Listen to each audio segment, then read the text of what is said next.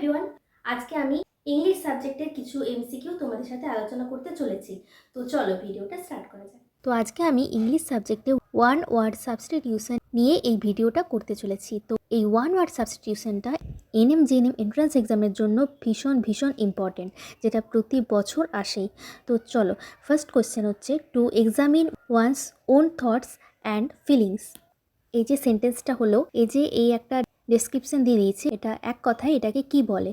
তো চারটের মানেই তোমাদের প্রথমে জানতে হবে। তো প্রথম অপশন এ মেডিটেশন, এটার মানে তো হচ্ছে ধ্যান, তো এটা হবে না।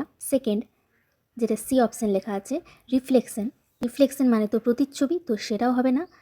তো নেক্সট অপশন হচ্ছে রেট্রোস্পেকশন, এটার মানে তোমাদের জানতে হবে, এটার মানে হচ্ছে পাস্ট নিয়ে ভাবা, তুমি নিজে কিছু তোমার অতীত নিয়ে ভাবছো, এটাই হচ্ছে এটার মানে। এরপর অপশন ডি হচ্ছে ইন্ট্রোস্পেকশন, এটার মানে হচ্ছে তুমি নিজে তোমার ফিলিংস নিয়ে ভাবছো, তোমার ফিলিংস আর থটসটা তুমি নিজে এক্সামিন করছো, মানে হচ্ছে আত্মদর্শন বা সেলফ এক্সামিনেশন। তো তাহলে বুঝতেই পারছো কোনটা কারেক্ট অ্যান্সার হবে। তো এখানে কারেক্ট অ্যান্সার হয়ে যাবে ইন্ট্রোস্পেকশন। তো নেক্সট কোয়েশ্চেন দেখো, custom of having many wife's. তো এটার মানে হচ্ছে যে কোনো একজন পুরুষের অনেকগুলি স্ত্রী থাকে, তাহলে এখানে প্রতিটার মানে তোমাদের জানতে হবে। তো প্রথম অপশন হচ্ছে মনোগামী মানে হচ্ছে কোনো একজন পুরুষের একটি মাত্র স্ত্রী আছে, মানে তার একবারই বিবাহ হয়েছে। আর সেকেন্ড অপশন হচ্ছে বাইগামী, এটার মানে হচ্ছে কোনো একজন পুরুষের দুটি স্ত্রী রয়েছে।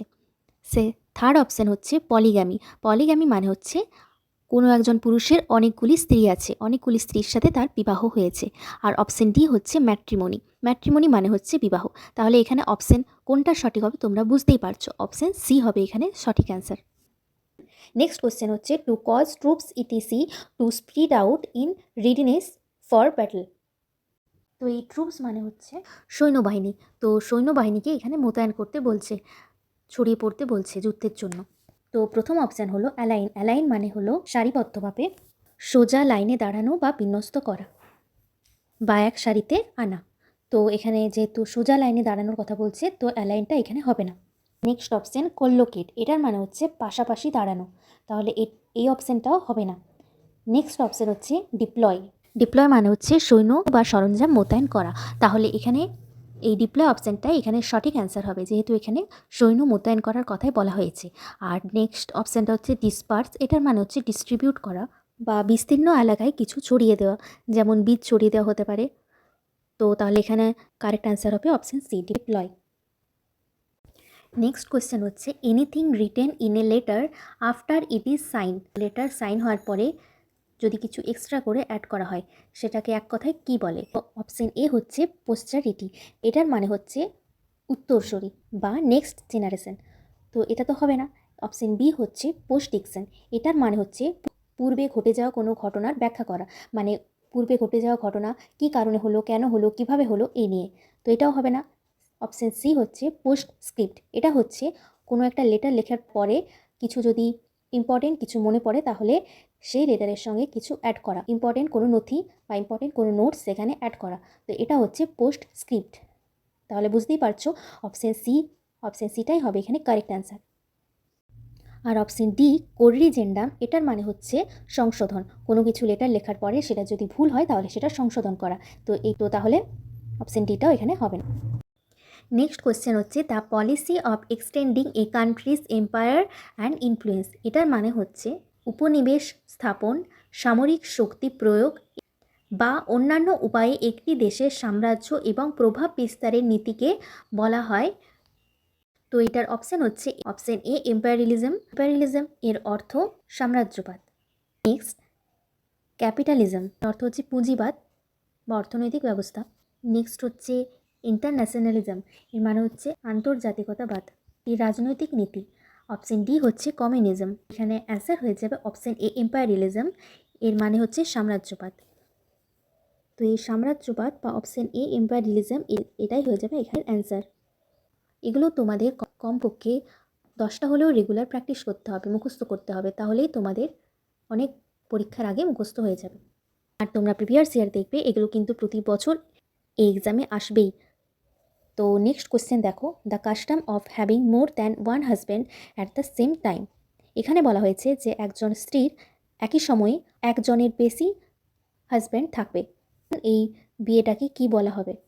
তো এখানে এই যে পলিগ্যামি, এটার মানে হচ্ছে একই সময়ে একজন পুরুষের একাধিক ওয়াইফ থাকবে। তো এটা হচ্ছে পলিগ্যামি। নেক্সট হচ্ছে পলিঅ্যান্ড্রি। তো পলিঅ্যান্ড্রি হচ্ছে একই সময়ে একজন স্ত্রীর একাধিক হাজব্যান্ড থাকবে।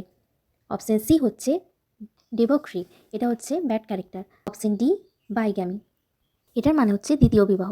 তাহলে এখানে অপশন বিটা হয়ে যাবে সঠিক অ্যান্সার, কারণ পলিঅ্যান্ড্রি মানে হচ্ছে একজন ওয়াইফের মোর দ্যান ওয়ান হাজব্যান্ড, মানে একজনের বেশি যখন হাজব্যান্ড থাকে তখন সেটাকে বলা হয় polyandry.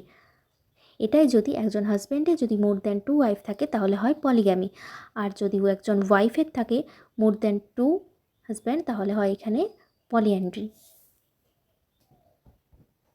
Next, list of headings of the business to be transacted at a meeting.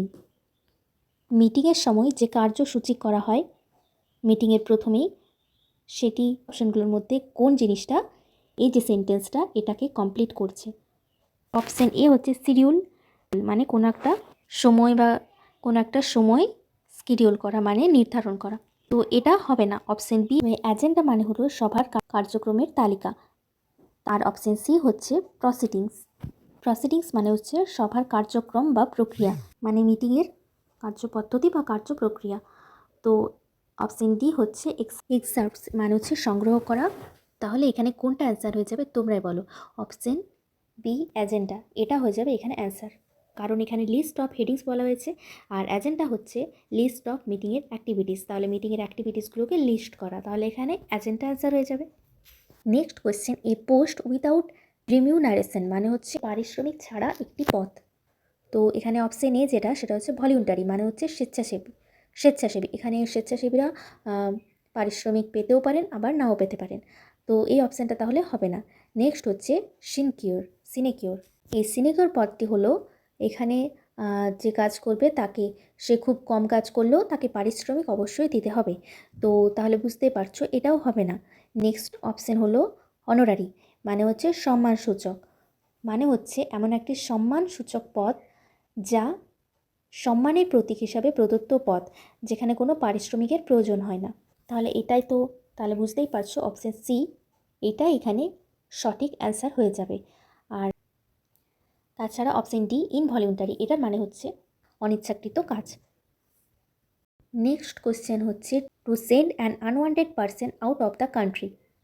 কোনো আনওয়ান্টেড পারসনকে কান্ট্রির থেকে বাইরে পাঠানো, তো এখানে অপশন এ হচ্ছে এক্সক্লুড, এর মানে হচ্ছে কাউকে কোনো স্থানে প্রবেশ করা থেকে বাধা দেওয়া। তাহলে অপশন বি হচ্ছে অস্ট্রেসাইজ হচ্ছে সমাজ বা গোষ্ঠী থেকে কাউকে বাদ দেওয়া। আর অপশন সি হচ্ছে ডিপোর্ট, এর মানে হচ্ছে নির্বাসন, মানে কোনো বিদেশিকে দেশ থেকে বা কান্ট্রি থেকে ত্যাগ করতে বা ছাড়তে বাধ্য করা। আর অপশন ডি হচ্ছে এক্সপাট্রিয়েট, এর মানে হচ্ছে প্রবাসী হওয়া, মানে বিদেশে যে স্বেচ্ছাসেবী হওয়া।